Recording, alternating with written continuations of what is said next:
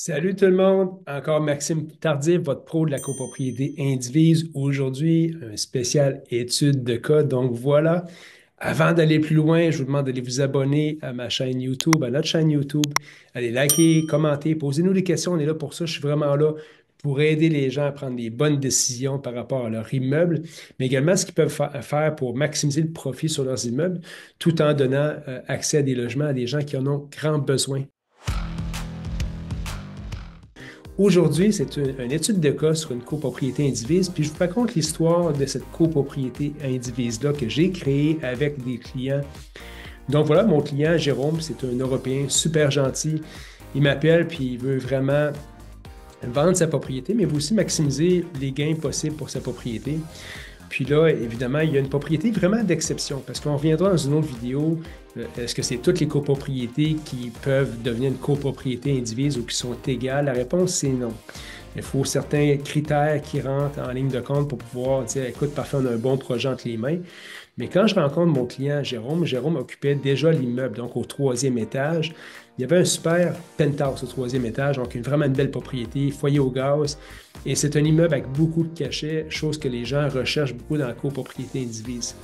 Puis Jérôme, c'est un bonhomme d'affaires, il comprend les choses. Fait que quand je m'assieds avec, il me dit, Maxime, je pense que mon immeuble, ça vaut environ 1,5 million. Puis à l'époque où on s'est rencontrés, j'étais comme, j'ai vendu les immeubles les plus chers dans ce quartier-là. Je pense que ça va être difficile un peu d'obtenir 1,5 million. Par contre, je dis, j'ai peut-être une solution pour vous. Je pose la question, est-ce que vous avez des locataires qui seraient intéressés à acheter leurs appartements ou encore quitter moyennant une compensation?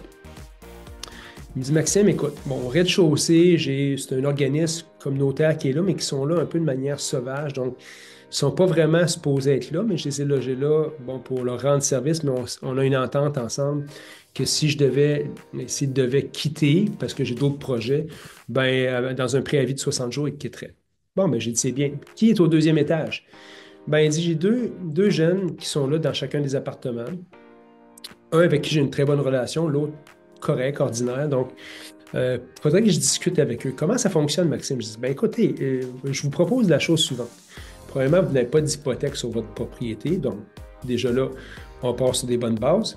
Vous n'avez pas nécessairement besoin de tout cet argent-là une fois que c'est vendu, right? Ben non, je ne pense pas, Maxime, c'est ce qu'il me répond. Donc voilà. Je vais aller visiter tout l'immeuble, je vais faire des prix pour chacun des unités. Et une fois ces prix-là en main, vous allez voir les locataires, vous allez leur proposer trois choses. Premièrement, est-ce que tu veux quitter pour une compensation financière? Donc, ce sera à vous d'établir qu'est-ce qui est acceptable, puis à eux de savoir qu'est-ce qu'ils veulent recevoir comme compensation pour quitter, pas nécessairement immédiatement, mais à la fin de leur bail. Deuxième chose que vous allez leur proposer, si vous suivez ma réflexion, vous allez proposer de leur financer leur appartement sur une période de maximum de 5 ans. Donc, ça peut être 1 et 5 ans, mais l'avantage du 5 ans, c'est que vous pouvez amortir votre gain en capital sur ces 5 années-là. Donc, au niveau fiscal, il y a un avantage à le faire comme ça. Donc, vous devenez la banque pour ces locataires-là. Vous irez voir mes vidéos sur la balance de prix-vente sur le financement maison. Donc, ça, c'est une manière de faire qui est assez efficace. Donc, ces jeunes-là, vous leur donnez la chance d'accéder à la propriété. Ils n'ont pas besoin de vous financer, de fournir de mise de fonds nécessairement. Vous êtes en première hypothèque ces unités-là. Vous leur vendez à un meilleur prix parce qu'ils sont déjà locataires, mais ils vont vous rembourser au moment de la vente. Puis eux, au moment de la vente, c'est vrai qu'ils vont bénéficier d'un profit pour pouvoir se lancer puis commencer dans leur vie. C'est une super solution, je trouve, gagnante pour tout le monde. Alors là, et la troisième solution, c'est qu'ils décident de quitter. Puis de rester, c'est-à-dire, s'ils décident de rester, malheureusement, il n'y a rien à faire. Tout le monde va rester là, puis on va vendre l'immeuble en multilogement en espérant atteindre la marge de 1,5 million. Je vous dirais, dans le marché actuel, ce serait possiblement atteignable parce qu'on est dans un marché qui a vraiment évolué depuis. Mais par contre, est-ce qu'il aurait pu obtenir ce que je vais lui obtenir avec cette stratégie-là, considérant qu'il a compensé ses locataires, peut-être en tout, peut-être qu'il a donné, je dirais, 30 000 aux locataires pour quitter, le maximum pour que tout le monde quitte. Et voyez-vous, je vais vous expliquer comment est-ce qu'on a fait ça, OK? J'ai un rez-de-chaussée là-dedans qui était beau, très beau cachet, mais qui n'a pas été vraiment amélioré dans le temps, donc il y a de l'électricité à faire. C'est l'avantage de la copropriété individuelle, c'est qu'il n'y a pas de normes de ce côté-là. Donc, c'est vendu tel quel. Fait que les acheteurs, première chose qu'ils ont faite, de toute façon, ils ont converti, ils ont réparé l'électricité, ils ont changé l'électricité pour moderniser les choses. J'ai quand même vendu cette unité-là 600 000 $. Donc, 600 000 $, OK? Deuxième unité, l'unité la plus belle, qui est l'unité du haut, je l'ai vendue 715 000 $. Donc, déjà là, on est à 1 315 000 pour cette unité-là. On n'est pas loin de ce qu'il voulait initialement. Il nous reste 2 unités à vendre. Ces unités-là, qui vont être mises à vendre dès que les locataires quittent, une qui n'a pas de fenêtre au niveau latéral, l'autre en a.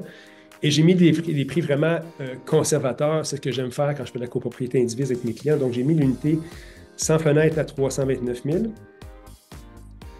et j'ai mis l'unité avec fenêtre à 349 000. C'est des prix totalement conservateurs, encore une fois, pour que mon client puisse vraiment bien se projeter. Donc, son profit, c'est vente totale, en fait. Excusez-moi, son vente totale, 1 993 000.